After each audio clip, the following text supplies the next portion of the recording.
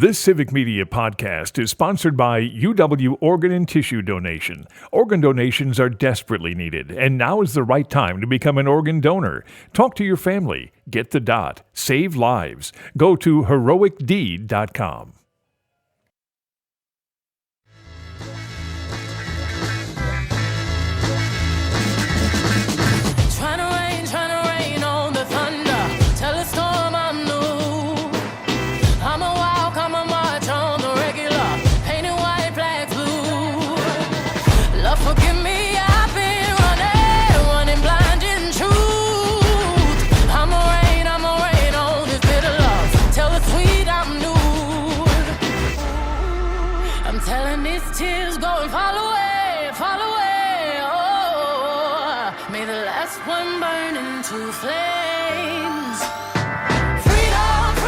Greetings and welcome to the Maggie Daun Show. I am not Maggie Daun. I am Dan Shafer. I am your guest host this afternoon on the Maggie Daun Show across the Civic Media Network. Thank you so much for joining us today on the Maggie Daun Show. Maggie will be back on Monday, so you should be looking forward to that. But we are here with a great show planned for you here on a Friday. I'm here with Cardi Glisper on the board. How we doing over there, Cardi? Pretty good, man. It's Friday, man. Fantastic. How are you feeling? I'm doing well. It's been a kind of, the discombobulating week, frankly. We've got, the holiday on a Wednesday, right. New Year's Day being on a Wednesday. Kind of threw me off a little bit, but we're back here in studio yesterday for the show. In case you missed it, we had a great one yesterday as well. And then back here to wrap things up till 4 p.m. with you here live from Racine, Wisconsin on a Friday to get us off into the weekend. You got any big weekend plans, Cardi? Not as now. I'm probably going to sit back and relax and get some sleep. Yeah, that's probably the move. It's been a busy week. People have a busy New Year's. People have running around, travel, all this kind of stuff. Yeah. This weekend seems like the time to chill out a little bit. Stay inside. It's going to be cold. Recombobulating is the recuperating. There we go. Recombobulate, recuperate, recharge, and we'll be back at it on Monday. But we have a terrific show here planned for you today on the Maggie Daun Show. So later in the show, we'll be joined by Phillip Rocco. He's a political science professor at Marquette University. He's a regular contributor at the Recombobulation area and just wrote before the Christmas holiday here, wrote a terrific essay on shared revenue in Waukesha County. Phil has been documenting this, analyzing the issue of Wisconsin's shared revenue and local government funding for quite some time for us at the Recombobulation area. He actually won a Gold Milwaukee Press Club Award for his coverage of the shared revenue battle and the legislative battle over Act 12 and the law that was passed in 2023. Already 2 years ago now that legislation was kind of the highlight of that session in 2023. And Phil really broke that down in a really interesting way and talked about the limitations of that law, not quite bringing the level of local funding that a lot of counties, a lot of municipalities need. So as that debate was, unfolding, there was so much, there was a big part of it that was about Milwaukee and its push to raise the local sales tax to pay for a bunch of critical services at the city level, at the county level, shift the pension system over to the state system from the city's system.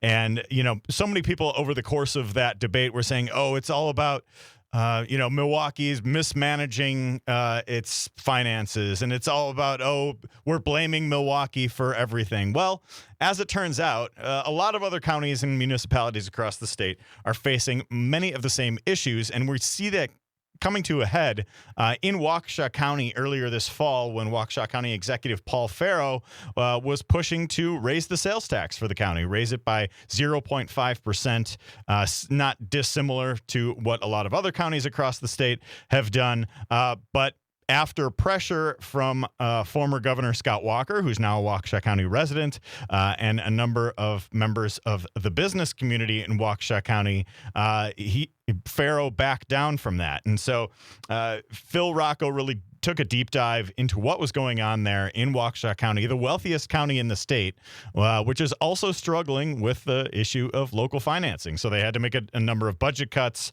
in Waukesha County in their last budget. And after that was passed, the Waukesha County Board passed a resolution urging the state of Wisconsin to provide the county with additional shared revenue. So we're going to be talking about that in depth with Phil for much of the second half of the show here on the Maggie Daun Show in the 3 o'clock hour. And then also earlier in the show, we're going to be joined by Chris Drosner, who is the executive editor of Milwaukee Magazine. He also writes the popular Beer Baron column. And if you've been following just kind of some of the business news in and around, especially in the Milwaukee area, over the past few weeks and months, there's been a lot of news about breweries closing or consolidating, or lots of change coming to the brewery industry. So we're going to be talking to Mr. Drosner a little bit further about that, because I think he's going to offer some interesting perspective on that as well. And I think it's going to be, there are so many ins and outs of this, but it's just a signifier of a whole lot of change in an industry that is obviously critical to the image of Milwaukee, but also it's a sign of where things are economically for this particular industry as well. So if you'd like to join that conversation with us, with Chris Drosner later in this show here in the 2 o'clock hour, and then we will also be joined by Phil Rocco for much of the 3 o'clock hour as well. And if you'd like to join that conversation, you can give us a call, shoot us a text at 855-752-4842. That is 855-75-CIVIC. And we will be taking your calls, reading your texts on the show as well. We're also, of course, live streaming on YouTube, Facebook, the platform formerly known as Twitter.com. And we will be, engaging with you as well on all of those various platforms throughout the show today. So some national news that was breaking just before we began the show today was on the election for House Speaker, for Speaker of the House in Congress, as many of the new members of Congress are being sworn in today. And there was it's a little bit of chaos and palace intrigue and whatever else it might be, but it appears that Mike Johnson will again be elected Speaker of the House. Johnson, this seemed to be expected. And there was some sort of like chaos and palace intrigue and whatever it might be about Johnson potentially not winning that vote on the first time around, or maybe needing a number of cycles to win that vote for Speaker of the House. But that just seems to me like it's just a little bit more of a media circus than actual news that we should be following. And I think this is kind of the approach that I want to be taking to covering the Trump 2.0 era.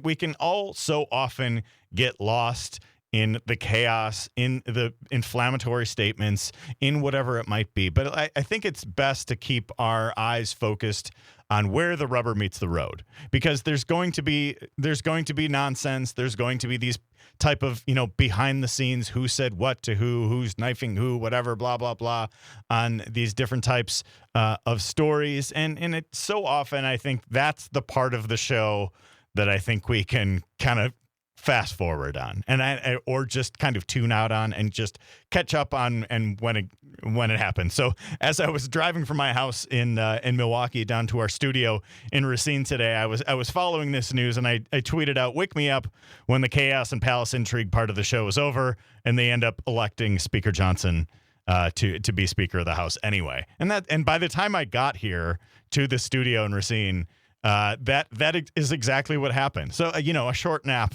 I guess, for to continue the metaphor there of just when I was waking up after the chaos is over, and a short, brief period of chaos as well. And so it appears that, as expected, Mike Johnson of Louisiana will again be the Speaker of the House, with the rather slim, House majority, considering how well Republicans did across the country in the November election. So we'll have to be monitoring how how he can keep that caucus together, whether there will be detractors, and how that exactly will play out. But not a whole lot of surprise today. I think he maybe needed two rounds of voting to be elected House Speaker, but he ended up getting 218 votes to Democratic Minority Leader Hakeem Jeffries' 215 votes. One other vote and 0 present votes. Also today, we saw some of the swearing in of U.S. senators as the next Congress begins. So Senator Tammy Baldwin was sworn in by Vice President Kamala Harris today to serve another 6 years in the Senate. Tammy Baldwin had a pretty great op-ed today in the Milwaukee Journal-Sentinel talking about why she is headed back to the Senate for another term. And just talked a lot about who her idol is in the Senate, and that being former Senator, the late Herb Kohl. I had the opportunity to interview Tammy Baldwin at length earlier last summer. And one of the quotes that really stuck with me from that interview is when she said, "Never mistake progress for victory." And I think that's a quote that I'm going to continue to return to, I think, in this era as we head into a second Trump presidency, as we head into, kind of some uncharted waters for what this might be, and checking on, monitoring so many different things. And I think there's going to be some moments of progress. There's going to be some moments of difficulties, but I think it's important to, I think I always keep that quote from Tammy Baldwin in the back of my mind, and I have for the last few months since I talked to her. So never mistake progress for victory. Some important words from Senator Tammy Baldwin, who will be serving another 6 years in the U.S. Senate. Once again, I am Dan Shafer. I'm your guest host today. If you are unfamiliar with me and my work, I am the founder of the Recombobulation Area and now the political editor at Civic Media at the Recombobulation Area today. We also have a new piece posted by Sean Fettaplace about why Wisconsin should expand badger care. So do check that one out and subscribe to the Recombobulation Area to support our work there as well. After the break, we are going to be joined by Chris Drosner, who's going to be helping us make sense of what's going on with all of these breweries that have been closing around Wisconsin. So he will be back joining us after the break here. Stick with us on the Civic Media Network on the Maggie Daun Show with your guest host, yours truly, Dan Shafer. And we'll be right back.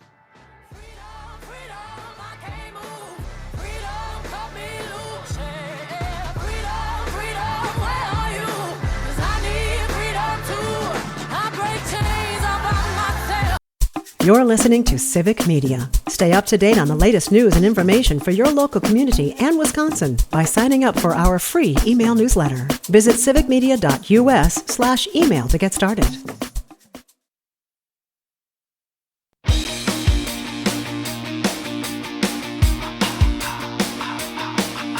A teenage anarchist looking for revolution. I had the style, I had the ambition, read all the authors, I knew the Russogans. There was a war. Greetings and welcome back to the Maggie Daun Show. Good afternoon to everybody listening in across the Civic Media Network. Maggie is back on Monday, so you're stuck with me for one more day before we switch it back to your regularly scheduled programming. I am your guest host this afternoon. My name is Dan Shafer. I am the founder of the Recombobulation Area and the political editor here at Civic Media. And for our next segment, we're going to be talking a little beer. I think it's Friday. It's a good day to talk a little bit of beer. So we're going to be joined by the executive editor of Milwaukee Magazine, and the beer baron himself, Chris Drosner. Chris, welcome to the Maggie Daun Show. Thank you so much for joining us. Glad to be here. So there's been a lot of news over the past couple months about beer, about breweries in and around Milwaukee and a number of them closing, a number of them kind of consolidating. And frankly, I'm a little discombobulated. A lot has happened here over the past couple months to many of my favorite spots in and around Milwaukee. So help us recombobulate here, Chris. What is going on with all of the change in the brewery industry here in Milwaukee? Well, it's the beginning of a year, and that's how banks think. So I think some of these businesses that have been struggling for a while, I think they've had their leashes kind of extended for a while, and this is probably the ends of those leashes. We had a lot. So this weekend we've got 2 closures coming up. That's Enlightened Brewing, which was announced last month, and then City Lights, which was a bit more abrupt, also closing this weekend. That was announced just last week. We also had Mobcraft closing last at the end of November in Milwaukee, and coming up. Well, the other 2 weren't closures, but they were acquisitions and changes related to brewery business health, I would say.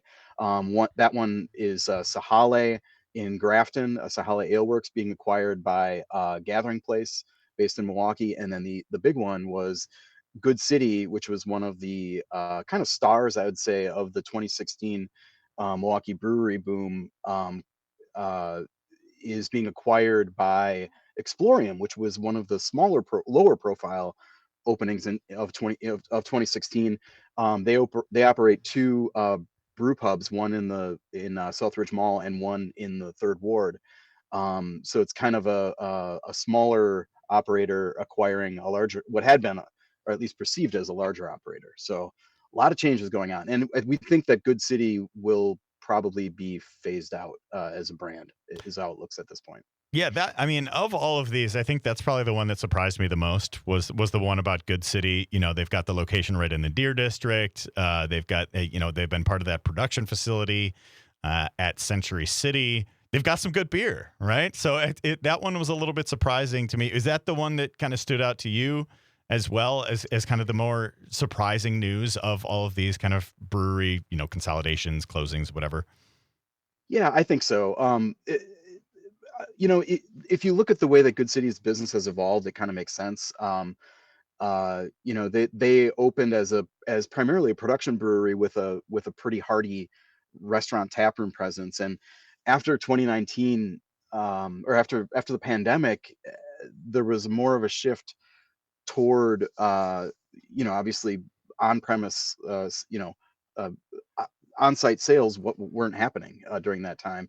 So a lot of places were pivoting to canning beer that they hadn't been doing before, but Good City had already been doing that, and they actually kind of went the opposite way in opening additional locations.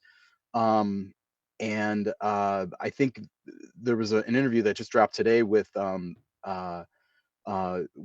Catt, the one of the co-founders of Good City, and he said, we got into this business to be basically a production brewery, and that's the part of distribution, buying 6-packs to take home or at the grocery store or something like that, versus on-site, on-premise sales, which are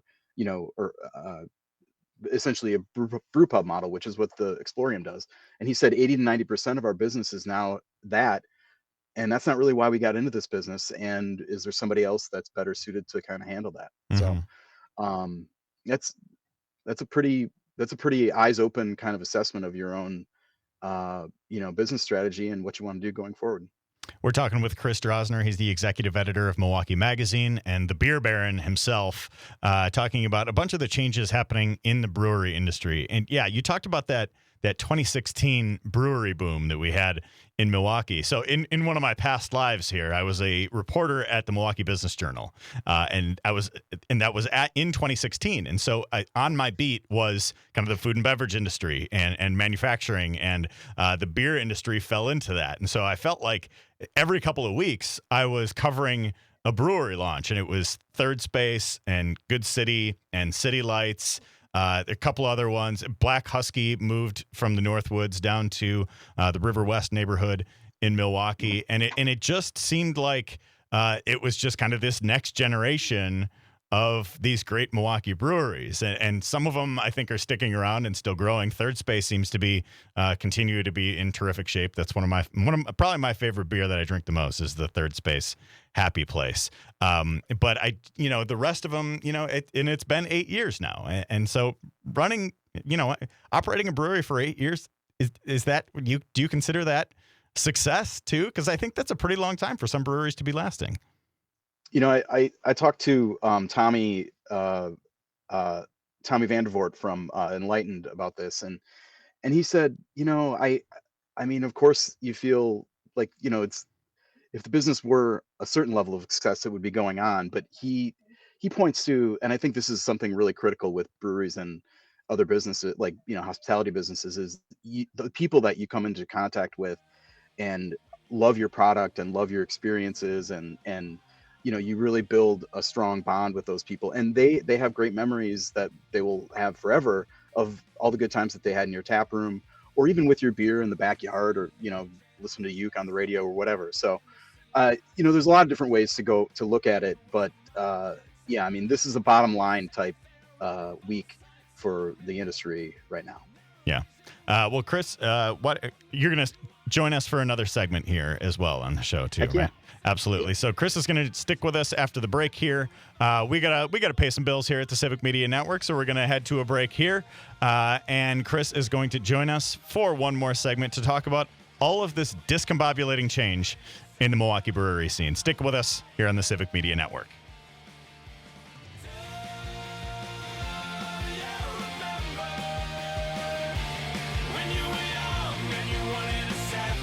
You're an organ donor, right? Well, here's a tragic fact. Approximately 20 people die each day waiting for precious donated organs.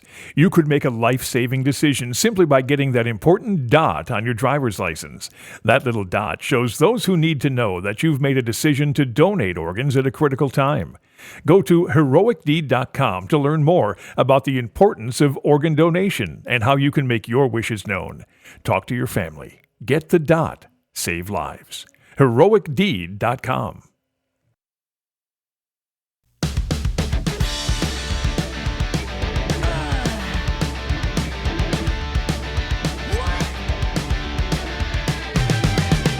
Word on the street today, Minority Report. Progress democracy is now coming up short.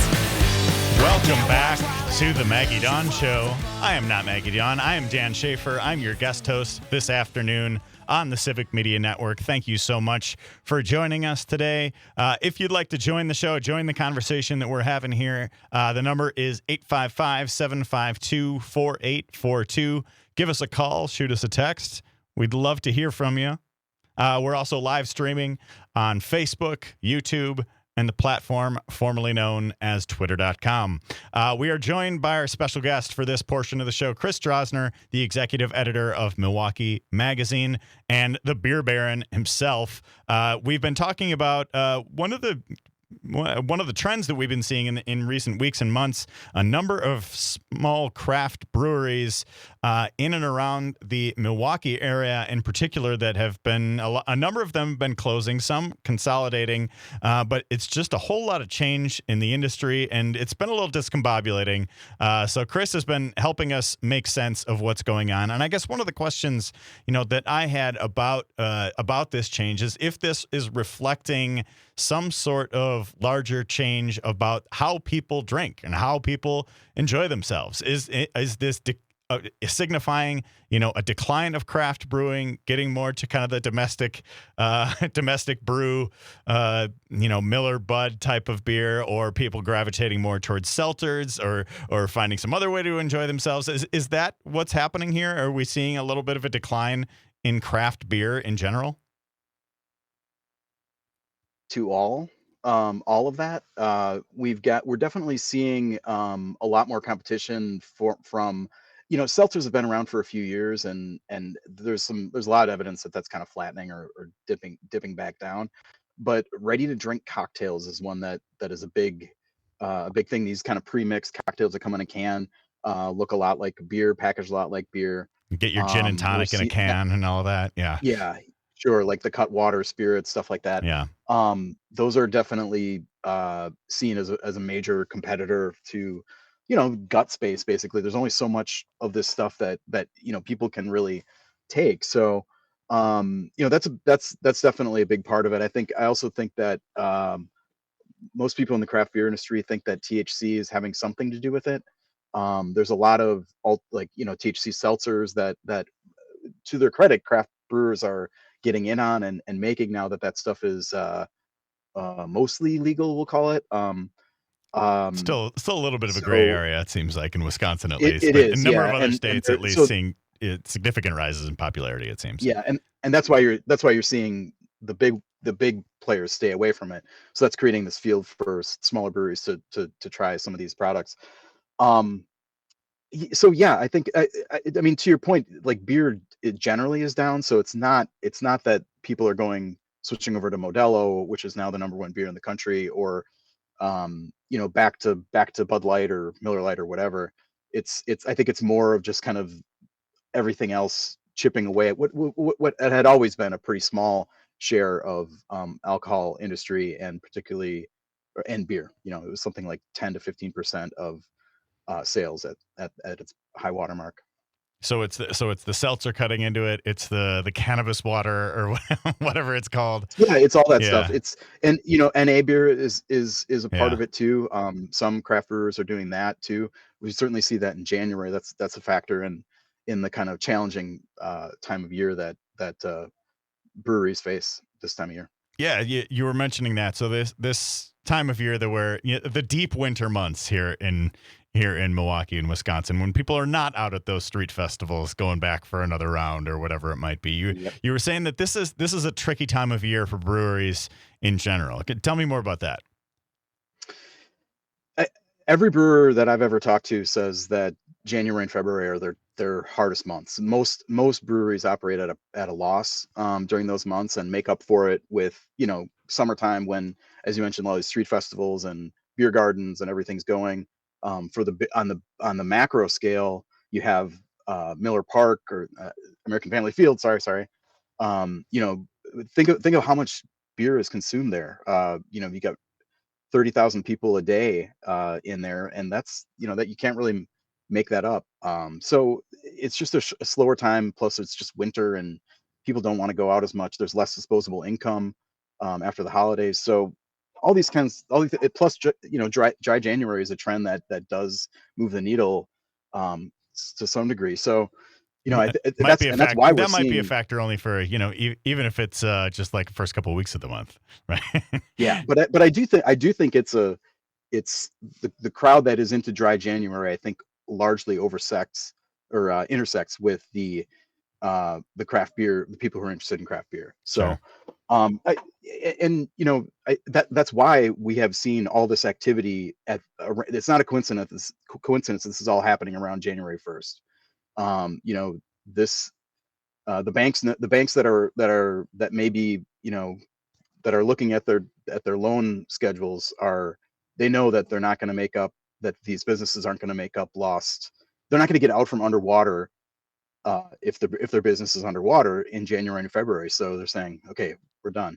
I mean, especially with the abrupt closures. I mean, I'm not privy to what was going on inside City Lights, but that's a pretty sudden closure. Yeah, that's what I wanted to ask you about. I think that what is their last day, like today or tomorrow or something like that? City Lights Brewing. I think City Lights and Enlightened are both last day of service on Sunday. Yeah, so that one was pretty surprising and abrupt, and how quickly they closed. And I always really loved their space at City Lights. When I covered that opening back in my Milwaukee Business Journal days, just seeing that space and how they were putting it together was so remarkable. And that very beautiful old building that they were helping restore in the Menominee Valley. You can see it on 994 when you're driving into Milwaukee and what have you. That one, the abruptness of it surprised me. What exactly happened there, do you think? Well, they had announced in spring that the Ghostmans, who own the brewery, this is their second go at a craft brewery here, announced that they were ceasing full scale production, basically just going to keep the tap room open. They stopped their distribution, their shipments to distributors. That was back in May, I think, or April. So I guess the writing was on the wall. But you're right. I mean, that was a great spot. But maybe like I always wondered about the location there, being in the industrial valley. You mentioned Third Space earlier, similar age brewery, similar scale in terms of like production capacity, at least to start, and similar location. But Third Space has had the juice, and City Lights just kind of didn't. And it's hard to look at these.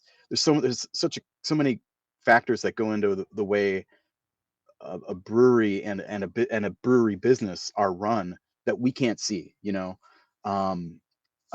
can see the branding, we can taste the beer, we know there's we may like it, we may not like it, but it may continue even if we don't like it. So but under the hood there's so much stuff going on that we don't know about until sometimes we do, when things close and people go on Reddit and say things. So Yeah. that's a little, I'm not sure if we air that dirty laundry here, but it's You're saying I should not pull up the subreddits right now and start reading those comments verbatim from people who are totally legitimate sources of information. Yeah, maybe I'm not doing that today, but I mean, yeah, this person kind of put their name on it and said, and there's clear love for the job and the business and for what they were doing, but it drifts. And sometimes you can kind of hold these things of being critical and wanting it to work at the same time. And I think this was some people take that opportunity to explain the inside story, to get some takes off. I appreciate that. Yeah. Well, if you're just joining us, I am not Maggie Daun. I'm filling in for Maggie Daun. My name is Dan Shafer. I'm your guest host this afternoon. And we have been joined for the last couple segments here by Chris Drosner, who is the executive editor of Milwaukee Magazine, and also has been writing the Beer Baron column for, gosh, how long have you been writing the Beer Baron column now for? 13 years, maybe 13 years, 14 years. So chronicling a lot of change over that time period in the brewing industry in and around Milwaukee and Wisconsin. Yep. It's been a lot. It's been a long ride here. I wrote in my year-end piece for the State Journal that, ever since I've been doing this, it's been openings. Is all you talk about is openings and expansion, and that's never really been. I mean, for the past several years at least, a lot of people in the industry have told me that they think that it was unsustainable, not because there's so many breweries and only so much competition and stuff, but that it's just not a healthy sign of an industry when you don't have some failure. When restaurants close all the time, bars close all the time. Breweries are a little different because they have more capital investment, like all that equipment to make all the beer costs a lot of money. So you would expect a lower failure rate there, or maybe failure is the wrong word, but closure rate, I guess. Mm-hmm. But we had 13 breweries close this year, according to my friend Joel Geyer, who tracks all this stuff in Wisconsin, and then 4 or might be 3 openings, and and that leaves us with about 263 breweries. That's not an about, that's a very specific number.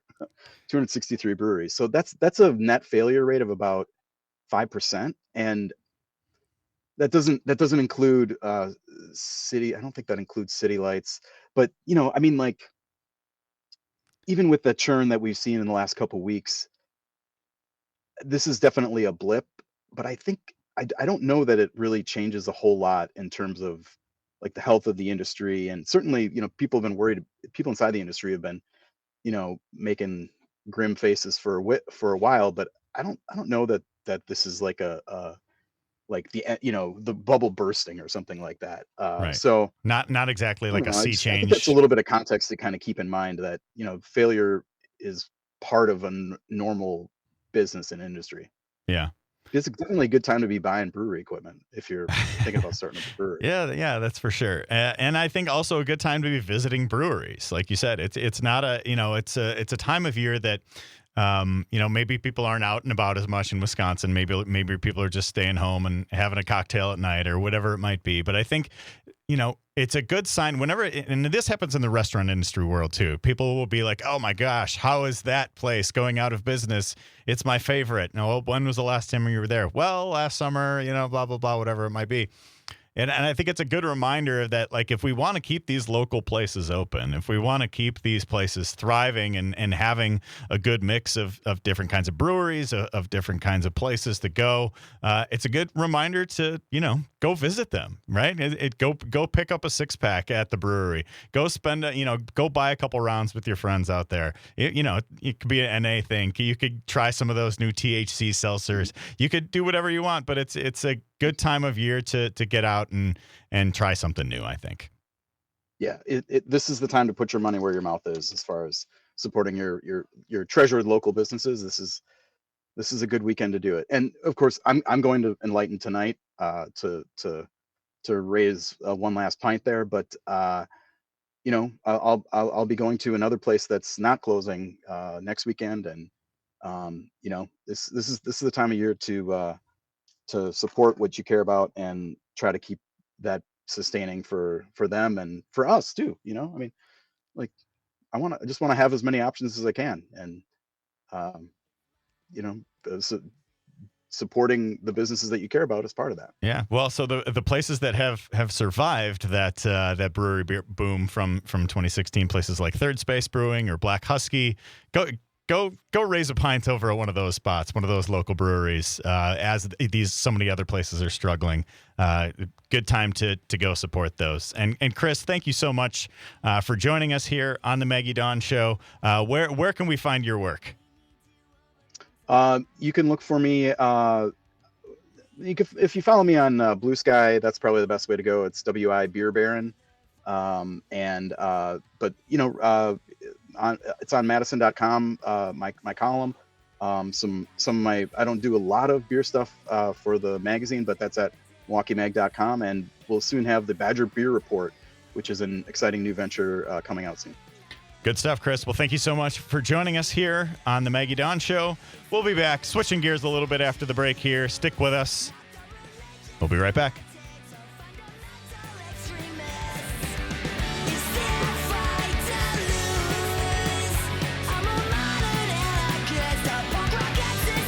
You're listening to Civic Media. Find the latest news, information, and archives of all your favorite shows on the Civic Media website, civicmedia.us.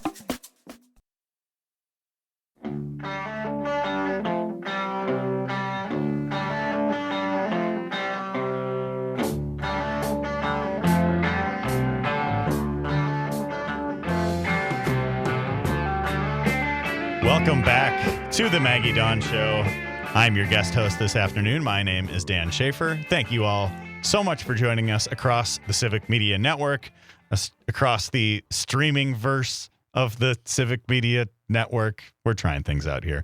Cardi is on the board here, and we were just joined for the last segment by Chris Drosner, who's the executive editor of Milwaukee Magazine and the author of the Beer Baron column for the Wisconsin State Journal. And he had a lot to say about what is happening in the craft brewery world. So if you missed that conversation, you can always find our shows on the Civic Media website or on your favorite podcast app. Go check that out as well. If you would like to join the conversation with us here on the Maggie Daun Show this afternoon, give us a call, shoot us a text. The number is 855-752-4842. Again, that is 855-752-4842. And for this next segment and for the rest of the show here, we are joined in studio here at our offices in Racine, Wisconsin by Marquette University professor Phil Rocco. Phil, thank you so much for joining us here at the Maggie Daun Show on Civic Media. Good to be down here. I took that wrecked boat, on the shore of Lake Michigan in Milwaukee. I took that one down. Good. Well, down here on the boat. It's a harrowing journey that you've taken here to join us here. Yes. Live from our studio in Racine across the statewide Civic Media Network. And so when I was introducing the show today, I was letting our listeners know a little bit about the piece that you recently wrote for the recombobulation area. The piece is called Prisoners of the State, and it really gets into kind of the aftermath of something that you really took a deep dive on a couple of years ago at the recombobulation area, which was the Act 12, the controversial and super important shared revenue and local government funding law. Yeah, I always like to start this by saying, instead of having your eyes glaze over, just like think of any public service that you use on a regular basis or count on, and it's funded by local governments in Wisconsin. But of course, local governments aren't the masters of their own fate. The state determines what they can tax, how much they can tax. It sets all kinds of unfunded mandates and also shares a lot of revenue with local governments, counties, and municipalities, like the second largest source of revenues from the state. So what the state does with its budget matters a lot. And we're going into another budget year with a $4.6 billion with a B budget surplus. And so I was really interested to think about, like, where are we now, or where are counties and municipalities now, a few years after the state kind of injected what was said to be a historic increase in shared revenue funding that had been dormant for years. I was like, where are counties and municipalities now? How are they doing better? What's their sort of situation? So I wanted to take a deep dive at your long insistence into goings on in Waukesha County. Yeah, well, I think it is a great example of how I think like you mentioned, I think these local governments, the police and fire and public safety and your garbage pickup and all the snow stuff removal you take for granted, and like all of those different things that have a very direct impact on your day-to-day life. But those types of city and county services exist downstream of decisions that happen at the state capitol. Yes. And like you said, the state right now, there is this massive state surplus that they used some of it to fund this increase in shared revenue, kind of made some improvements to the formula that funds a lot of these things to try to better index it to inflation in certain ways. But there, as you illustrated in this piece, there are some limitations to this law. And I think, we heard so much in the debate over this law in 2023 about, this is about Milwaukee mismanaging its finances. Right. And if only Milwaukee would get its act together, then the state would be fine. But it turns out that every last municipality and county in the state is facing many of the same challenges that Milwaukee is. So even as, Milwaukee was blamed and scapegoated in so many different ways in 2023 for needing, funding for needing to raise its sales tax and whatnot. Now, as you took a look at in the piece, and we're going to get further into this in the second hour of the show after the break here, is that Waukesha County is also dealing with many of these same challenges. Yeah, the sort of the alter ego of Milwaukee, right? The next door neighbor, Waukesha County, which is usually seen as this sort of political inverse, right? It's a heavily Republican county, although that's sort of been changing to some extent, but often seen as this place that, doesn't have the problems of Milwaukee, can manage its own finances. Even Waukesha County is, there was a kind of $5 million budget shortfall in the county budget, and a really, I think, interesting tete-a-tete between a Republican, a sort of dyed-in-the-wool Republican county executive, and state legislatures in his own party about how the county was going to manage that shortfall. And I think really reveals that, just because they cite a kind of $274 million kind of increase to shared revenue as the historic increase, you have to sort of ask, compared to what, right? It might be historic, but compared to what counties and municipalities lost since 2000, it's only about half or less than half of what they would receive had the formula just been updated for inflation. Well, we're going to be getting into that in depth in the 3 o'clock hour of the show here. Phil is staying with us in studio here, live from Racine, Wisconsin, here on the Maggie Daun Show. And if you have questions, if you have feedback, if you have comments about this piece, you can find it at the recombobulation area. It's called Prisoners of the State. And we want to hear from you as we get into this. As we said, this is something that impacts local communities, cities, municipalities, counties, all over the state. So join the conversation with us in the 3 o'clock hour. We will be right back here on the Maggie Daun Show. I'm your guest host today, Dan Shafer, and we will be right back. The national news cycle never stops, but it can be hard to find news about your local community. Civic Media is dedicated to providing quality local and state news coverage across Wisconsin. With the Civic Media app, you can get notifications about local stories that matter to you and your community. Find the free Civic Media app in your phone's app store and choose notifications from the menu to tell us what kind of news you want to hear about.